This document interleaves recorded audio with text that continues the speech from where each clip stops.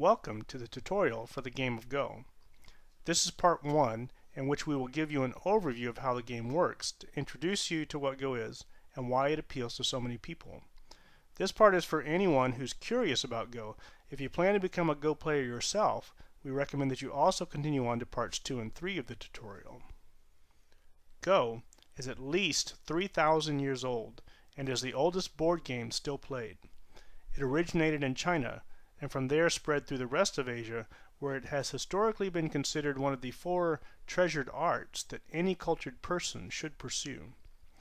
Though the roots of Go are ancient, it's still a fresh and vital game today.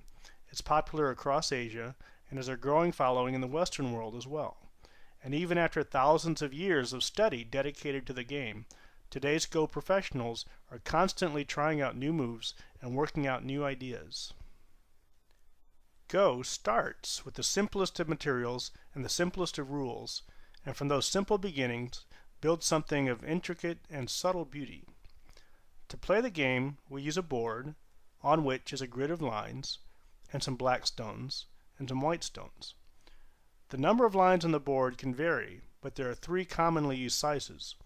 On a board with 9 lines in each direction, a game can take 5 or 10 minutes. On a 13 by 13 board, a game might take half an hour. The official size board is 19 by 19, on which a game will probably take an hour or more. The player with the black stones plays first and places a stone on a point, the intersection where 2 lines meet, not inside the squares like checkers or chess. All the intersections on the board are valid points, including those along the sides and in the corners. You will see that some points have a dot on them. These are called the star points, but are there simply to help orient you to where you are on the board. They don't have any special meanings in playing the game. Once a stone is played on a point, it doesn't move around. It stays on the same point unless it gets captured, which brings us to the rules of Go. You can think of Go as having 3 main rules. Rule number 1 deals with capture. When a stone is on the board, the empty points directly adjacent to it are called its liberties. So this stone has 4 liberties. Notice that we only count along the lines, not diagonally. If an opponent's stone takes one of those spaces, the black stone now has 3 liberties, then 2. Of course, in a game, white doesn't get to make all these moves in a row. We're just illustrating the rule here. Then 1. When the last liberty is taken, the stone is captured. It's removed from the board and kept as white's prisoner. Rule number 2 says that any stones of the same color on adjacent points are counted together for the purposes of liberties. So these 2 stones form one unit, which has 6 liberties. If they are all eventually filled in by the opponent's stones, the 2 black stones are captured as a unit. Any number of stones that are on adjacent points are treated as one unit. For instance, this is a single unit, and if you count the liberties, you'll see there are 15. But again, we don't count diagonally as being adjacent. For instance, these 2 stones have no special relationship in the game. They are simply 2 single stones, each with the standard 4 liberties. Rule number 3 says that when you play a stone, you count its captures before you count its liberties. This sounds complicated, but it's easy to understand once you see it at work. In this case, black cannot play a stone in the center space of the white stones.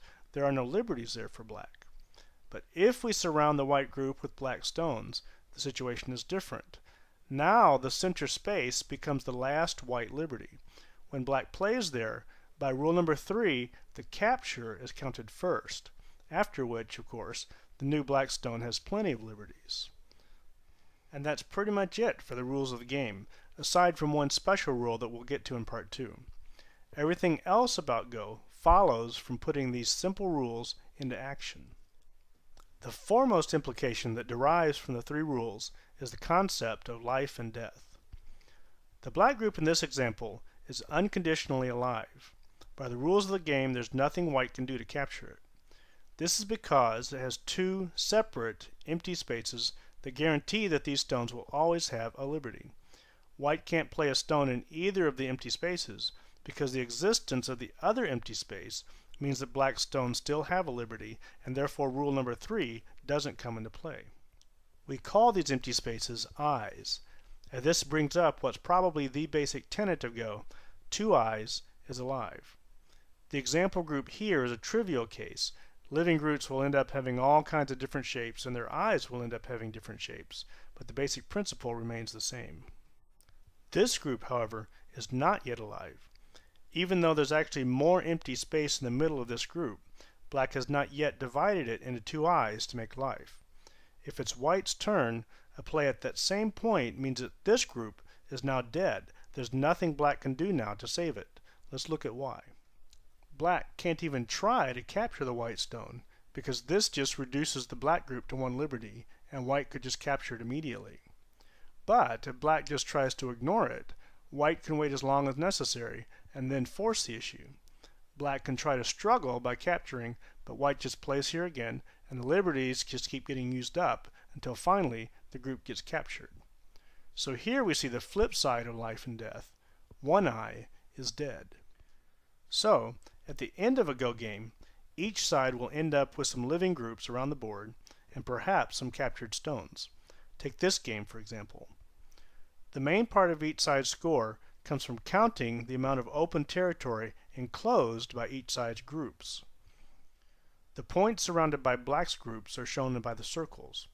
You may notice that there are some white stones inside black's territory. At some point in the game, both sides recognized that these stones could not be saved by white, and neither side wanted to waste any more moves there. There is an implicit agreement that the stones are dead, and at the end of the game, they are counted as black's prisoners.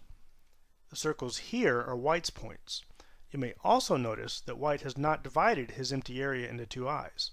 Again, both sides can see that there's plenty of room there for white to make two eyes, no matter what black does, so neither side found it useful to waste moves in that area.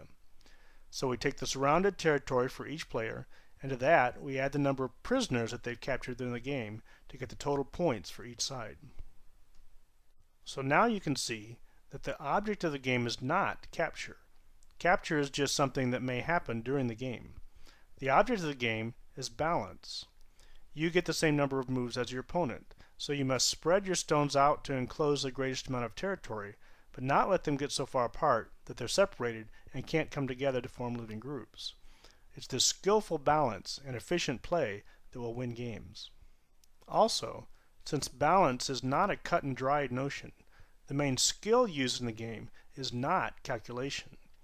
Though calculation is sometimes used in a game, the main skill developed through Go is judgment. This explains why Go has been so respected in Asia for millennia. Balance and judgment are the real things that a Go player should take away with them when the match is over. This concludes the overview portion of the tutorial. We hope that it's given you a general appreciation for the game. If you plan to become a Go player yourself, you'll want to continue on to the next segment, which will give you some essentials for preparing to play.